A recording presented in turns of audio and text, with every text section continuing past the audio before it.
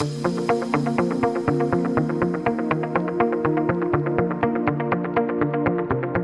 Jonny, congratulations on winning this particular trophy, recognising an incredible 2022, or incredible last 12 months that you have had. First of all, how's your recovery going from injury?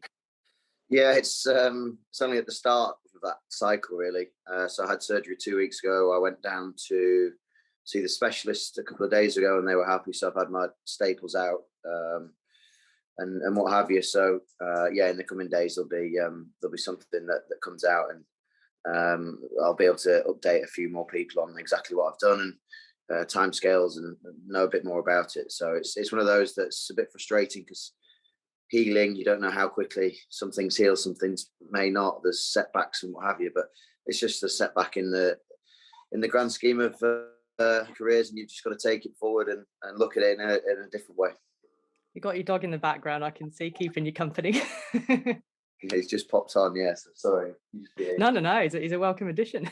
He's very beautiful. So you're not quite sure yet of time frame and how long it might be until you're able to come back? It's definitely into the year. There's no doubts about that. It's unfortunately it's a rather large injury that was such a freakish thing that's happened. So we're definitely not looking at anything to do with 2022. It's definitely starting with the 2023, I'm afraid. Which is desperately disappointing, obviously, with the World Cup that's coming up in Australia, but also then you've got the test matches in Pakistan as well. So yeah, that's gutting to miss those, but just right now I'm focusing on just making sure the healing process and getting on the ice machine and everything takes care of itself in order to put my best foot forward when the opportunity arises again. Well, there's plenty of cricket to watch, that's for sure. Like, before I speak to you about the year that you've had, I've got to ask you about the run out, the non-strikers end incident. Have you been following that debate on social media, the Deepti Sharma, Charlie Dean run out? I actually saw it the other day. I'm not a big one for getting involved with all of that stuff because I'd probably say something that get me into trouble, to be honest. But look, I think that it's happened a couple of times, hasn't it? It happened to Joss. It's now happened to us guys. I think that the ruling does need a review on it. I remember when we were growing up, and I thought it was when you back foot hits, and then all of a sudden you're allowed to then back up, because otherwise people would be just stood on the bat handles and everything like that. So, look, I don't know the full ruling of it. I saw her, and as she was about to deliver the ball from seeing it twice. I think I watched it. She was literally about to bowl the ball, and she was still in her crease, give or take half an inch. It's not like she's past the 5 foot line. So I think that there's also got to be a sense of not human error, but human nature in it. Like, we're playing a game of very fine margins, and we don't necessarily need to bring that into the game, and the controversy that obviously can come with it. So, look, the girls said themselves that they had such a fantastic series, and for it to then end in that kind of manner was desperately disappointing for all of them, really, and especially at somewhere like Lords. And Joss has said that he would recall any batter who was run out by one of his bowlers if he was captaining in any game. But I just wonder, from your perspective as a batter, because some people just say, look, it's not hard to stay in your crease until the bowler's bowled the ball. But is it hard to do that? Your mind's on so many different things. In that specific scenario, people say, oh, well, you just stay in your crease. Yeah, that's fine. Well, she wasn't like she was running out of her crease intentionally trying to steal a run or anything like that. She was backing up like every single batsman does. I think the bowler, literally, as I say, was about to deliver the ball. Then she's put her back foot down and her front foot down and then stopped. Well, of course, if you're walking anywhere, you're looking at what's going on this way. You're not watching the ball as she's bowling it, because you're trying to get the cues off the bat at the other end as to whether you can take a single, whether you can't.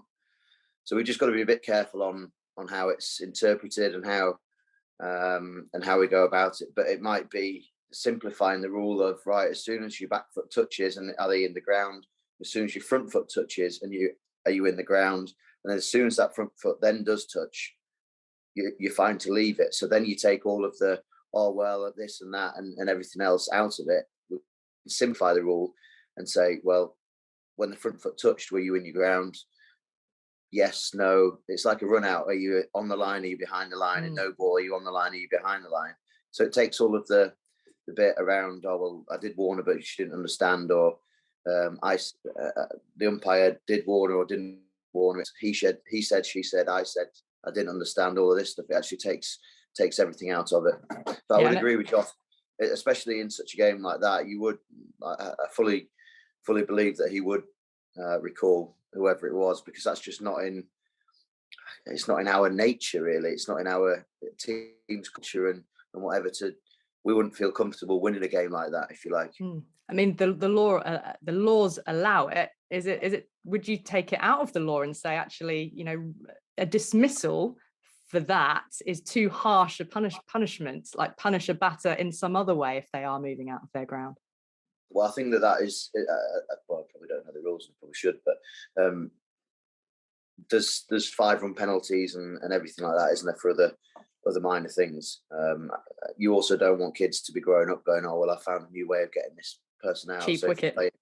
If you play in schools cricket and they might have, say, schools cricket, village cricket, you don't want your youngsters going around going, oh, I'm going to do it this ball, because that just leaves a sour taste in the other child's mind, the parents that are watching it. We're very proud as to play the game because it's got a fantastic culture and a history of being a fantastic sport for everyone, and we're trying to pioneer a sport that is inclusive for everyone. And all of a sudden, if you start doing things like that is kind of against the spirit of the game, if you like, in many ways, then it gets tricky. So simplifying it, I think, is probably the way forward, and just having a clearer ruling on it. Because, like I say, I've been fortunate enough to play it for quite a long time, and there are uncertainties around the exact ruling of, do you get warned once, twice, and then you're out? Do you get warned once and then they can do it? Is it your back foot touches, your front foot touches? If you haven't released the ball, what? So there's so many ups, downs, in betweens, and if you're playing in front of 500 people to 50,000 people, there's a lot of external pressures that come with it. Never mind playing at Lords, which then adds to it, or playing at the Wankhede in Mumbai, and you've got everything that's going on in the exterior. Speaking of inspiring youngsters, Jonny, you have had an incredible year. I guess starting with your 100 in Sydney, which was a pretty sort of backs to the wall effort in, it's a really bright spot in an otherwise really difficult Ashes series for the team. Now the 100 in Antigua, but then the English summer. Can you identify, well, first of all, let's just keep it really simple. What was the part of the summer? Which innings, which moment did you enjoy the most? I don't remember any of it. It's all a blur. Do you know what? It's one of those summers that we'll remember as a group of people and I'm sure as a cricketing nation. And we'll look back and go, I remember the 2005 Ashes summer very, very fondly. And it's that kind of summer that then I was inspired by the guys in 2005 with the spectacle they put on, and I'm hopeful that we as a group of people have inspired the next generation, if you like to say, or however you want to put it, or even people that haven't played the game of cricket that have flicked on and we've entertained them. So to point out one thing, I don't think it's fair, and it probably wouldn't be one of the hundreds, to be honest with you. What would it be? Well, I just look at the shifts in which, from a vocal side of things, like from a way of going about it, from the approach that we've tried to go about it, we've been brave enough to speak about going towards the danger. We've been brave enough to actually try and shift things towards the danger, and it's not going to work. We know that people have speculated about whether it's the right, wrong approach. We're not going to get it right all the time, but we've won 6 out of 7 test matches this summer, which hasn't been done for a long, long time. So we must be doing something right, and we've been brave enough to take that challenge head on, because it was 1 in 17 tests, wasn't it? I think that we'd won, and then all of a sudden to win 6 out of 7. Well, it has been a shift, and a seismic shift as well. But it's a shift that's obviously works, and as a group of players, we've been brave enough to take that challenge head on and confront the danger. What do you like about Brendon McCullum? and working with him and Stokes in partnership? He's a hell of a bloke, a great guy. He's a good golf partner because his handicap should be less than what it is. Yeah, that's it's always a plus when you're playing on his team. I just think that the way in which he went about the game and then how he's tried to empower people to play a game with freedom and bravery is a different way of looking at Test cricket, which, like I mentioned, it's not going to work every single time. But I think that understanding that we're playing at the highest level and we've got to enjoy that rather than heaping a load of pressure on ourselves whilst we're doing it, which at times can be tricky to separate the two, is one thing. But then building that relationship with Ben as well. And the relationship is still building and will carry on to build. But the common vocals that they're speaking about all the way through the summer, I mean, you'll have said, I'm sure when you've spoken to both of them, they're both singing off the same hymn sheet. And the consistent messaging that's been there all the way through it is from both of them. So I think it's a very strong thing to have as a leadership pair. Because look, we weren't in a good place at the start of the summer as a group of players. As England cricket, we weren't really in an amazing bit, and it's actually quite interesting to hear the shift of people now speaking about Test cricket being stronger than white ball cricket. It's like, hang on a minute, and then questioning things about the white ball team, and you're going, hang on a minute, like, oh well, yeah, it's not this strong, it's changed, we're in the transition. It's like, well, we're not really in a transition. Yes, Morgs has stepped down from captaincy, but other than that, there's not many personnels that look like changes.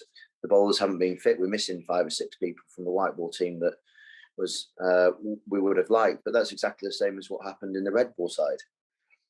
Like, there was 5 or 6 people missing in the red ball side that over a period of time that we'd have liked to have played, of course. So it's interesting how the shift then changes from side to side. But like I say, with Baz and Ben, the consistent messaging has been fantastic, and the buy-in from the boys has been brilliant too. Was there a particular part of Brendon McCullum's kind of philosophy or the approach with him and Stokes that particularly sort of resonated with you, had sort of particular meaning, which you thought, yeah, I really connect with that that's kind of, this really works for me? It's difficult, isn't it? I think it's an empowerment side of things as well, and a belief that's instilled within the player and trying to understand how to get the best out of that. I hadn't worked with Brendon before, and you can see that he understands people and he gets people. So that's a big plus in building a relationship with a coach. And Ben hadn't captained much prior to it either, so it's a learning thing for him as well. So it's not one thing, but you can see there's snippets of bits that you're able to resonate strongly with. Jonny, give us a bit of insight then to finish with about what you're doing with your time when you're injured, because it's a challenging time for a cricketer who is used to being so busy all of the time. So how are you managing yourself? Really suits my personality, just not being able to do anything, hobbling about on crutches. To be honest with you, I'm currently sat on the ice machine at the moment. So that's going to be a huge part of my life over the next, a few months, to be quite honest with you. So I'm sat on that. I'll be taking to the big guy next to me, get some help from Mum. To be quite honest, it's going to be a slow process with things. So this early stage is the bit that's going to be tricky. Because you need to get all the healing right, and then you're able to go. And if you try and do things too early, then all of a sudden it affects things down the line. So I've got a few bits that I'm going to do, and a bit of a university course, and a few other bits, like hopefully. Really, what are you going to study? We're just doing it's a strategic leadership course that we're doing at the moment. So that kind of thing, and hopefully not get abused if I come down and see all of you guys this week. So yeah, there's plenty of things to keep me entertained. I'll be an expert cook and expert fire maker by the end of this winter, because I'll be making plenty of them. So I'm excited to actually spend a bit of time at home because been fortunate over the last 12, 14 years that I haven't actually had a winter off at home. So you've got to try and take a positive out of a negative, if you can do that.